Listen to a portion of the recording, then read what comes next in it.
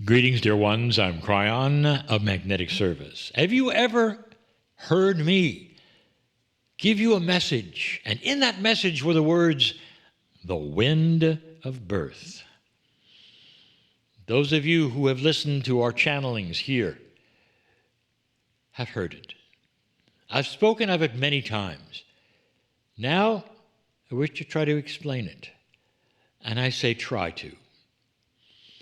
Dear ones, first of all, I will tell you it is beyond your comprehension.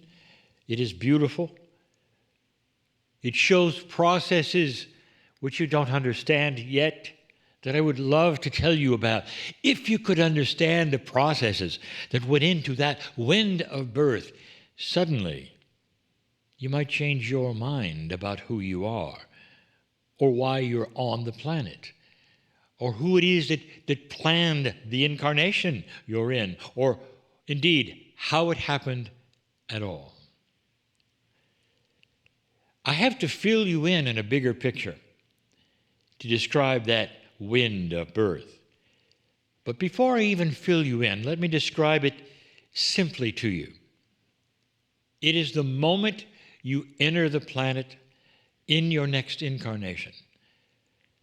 And although it might be controversial to what you have been told before, that time that you actually enter from this wind of birth, which I'll explain to you, is when you take your first breath. And there will be those who will ask the kinds of questions that are very linear. Well, what about when you're in the womb? And when did life begin? And when did the soul enter? I just told you. However, there are so many times when you will enter just for a moment, when the first breath is taken and the last breath is taken. There are many situations where you will come and go quickly, in situations that are sad to some, and others, well, they start to understand why you do what you do on this planet. The wind of birth, it's an interesting concept because it has two elements to it I have never described to you. The wind of birth is when you arrive, but it's more than that. The wind of birth also is a description of a system, of a time that is before you arrive even, but at that moment of the first breath, in a timeless situation, swirling around you with intent and all that you have planned for, I'll explain it in a moment, is the wind of birth. But we cannot give that to you until we tell you about your exit, because to us they are the same. A timeless place you come from, a non-linear place, not measured at all with the vibrations that you would see are the clock. We have given you information, even when the Lemurian teaching wheel, that the eternal pool is where the birth happens and where the last breath takes place. And we've also given you hints of the energy of it, because the songs that are sung in the birth are also the same ones that are sung in passing. Now that ought to tell you something. What if they came and went from the same place? What if the eternal pool was a metaphor for the wind of birth itself? That eternal pool, that's the description in Lemuria.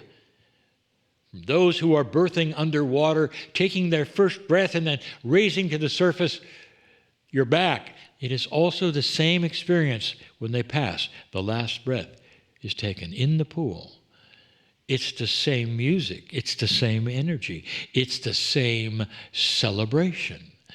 That all now becomes a metaphor for the wind of birth on my side of the veil and all the activity. What if I told you that we send you on your way down into the planet, this wind of birth, that first breath, and almost instantly there's the celebration of your return. That is how timelessness works, dear ones. To us, that's all the wind of birth. Let me tell you more about this wind. We call it a wind because there is a certain kind of beautiful, beautiful energy that swirls around you. That you, which is the portion of your soul dedicated to come in and be part of the planet as a human being in the incarnation that's about to happen, around you is so much. So let's describe what it might be. What happens in the interim? You return to this beautiful soul that never left you. Like a mothership, you might say, that's always with you in some way, that you step out from to become a human being, and you step back into that piece of God that you are, that Merkaba, that beautiful piece of God. What happens in the interim? The interim between coming and going. What goes on there? And then there will be those asking, well, how long must you stay out before you come back? What if I told you there's no rule for that? And you will say, well, I have heard this and I have heard that. And I will say, you have heard that which was given without full information. What if I told you that some of you come back pretty quick? Way too quick for those to be comfortable in metaphysics. Those who would say, well, there has to be this and there has to be that. There has to be a combination. There has to be whatever you do. In a timeless place, really? You've decided there has to be a certain amount of days? Days as in Earth days? In a timeless situation that is not even Earth? Perhaps you're starting to understand a little more about how ridiculous it is for those here on the planet to give you spiritual information about things that are not planetary, that they have not experienced in a way that they would even remember or know, or could even channel about. A timeless area. What goes on? I'll tell you. There is always a time of celebration when you return.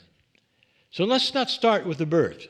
Let's start with that which is you passing over and coming back before the next incarnation, before the wind of birth. What's going on? You are looking at all that occurred, but so are those who were in your soul, the pieces and parts of your soul. Also those who are soul sharing. We have told you this before. There are other human beings that have a piece and a part of your soul with you that share it. And now you may know why, because that part which is sharing is all part of what's next. What if you shared your soul with other souls that play parts, like in a play, that they come and they go early or later in order to facilitate your decision of what you're going to be or do next? And if so, you might say there's a planning session. That is the closest I can give you in your three-dimensional words of what actually takes place. There is an assessment. There's past life energies to take a look at. There is intent. There is, and always has been, up to this point, karma. And all of these play a part in what you will do next, where you will be. Most of the time, you are returning in the same kind of culture, with the same kind of language, with some of the same players, dear ones, and often in the same gender to make you comfortable. All of these things are decided. And you might say, well, who's the great decider here? Are there forms to fill out? And I'll say, oh, how linear of you. The great decider is you. Because you have the mind of God when you're not here. and all that is decided instantly together, using that which is far, far greater intelligence, common sense, than you even know about or you could conceive of who you will be next and why. But it lays right at your feet, for you are the final decider, yes or no. I'm coming, I'm going. And I have told you that almost exclusively you can hardly wait to get back. That doesn't make sense to you. It never will. Especially if you've had hardships. Why would I return? Well, what if the hardships were over? What if this next life is without them? There's all manner of things. Who said you're going to go through the same thing you did before? Especially when you have to consider each lifetime as like a school. You graduate, been there, done that, don't have to do it again. And you come back in. Let's just say you're going to come back in right now during the shift. Let's say you've passed over and you're going to come back in, surrounding you, swirling like a tunnel, you might say, that is moving all around you. A tunnel that is beautiful and filled with purpose, with entities, with guides smiling and saying, I'm with you, let's go. It's the past life energies that are looking at you and saying, okay, we have that done. Now let's get to this one. It's perhaps the parents that are already down there. It's your mother who is about to give birth to you. All of those souls are with you too. This is the wind, and you can feel it swirling around you. It's beautiful. There is so much celebration. And in you go. And you take your first breath, and you're back. Your mother is there. Hopefully those who are giving birth and helping her are there. Your father, hopefully he's there, not always. But there's always celebration. A new life. You have no idea who is celebrating. Some of you say, well, I was born alone. There was a midwife and there was my mom, and that's about it. Oh, you've no idea. Oh, the multitudes knew you were there. There was celebration in that wind of birth that we speak about. And the next thing that happens is you're back to us. And then there is another celebration because you recognize all of us. There's a meeting of all the souls, even the ones that are still on earth. Go figure that out. Oh, three-dimensional person you are. I say that in the most loving way I can. That's all you have. That's all you have. These dimensions that are your reality, you have to make the kinds of logic you have from them. You don't know about a timeless eternity. You don't know about endless celebration, laughter, love, compassion, and joy. That's home. We're always celebrating you. The wind of birth is one of the most special times for us, for you. But there's a final decision you make. The one we've talked about before. When you stand there seemingly still, alone, with the frequencies of this wind of birth swirling around you, the guides that are coming in with you, the past lives that are slapping you on the back, let's go, let's do it. Your mothers, your father, all of those biological and also esoteric parents, you might say. All of them in that wind, all of them swirling and waiting for the moment when you'll step off.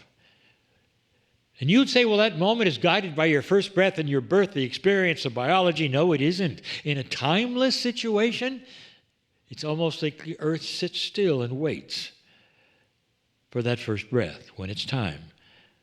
And you step off the edge, you might say, of the abyss, you might say, finding yourself in the reality of the newborn, taking the breath, perhaps a little crying.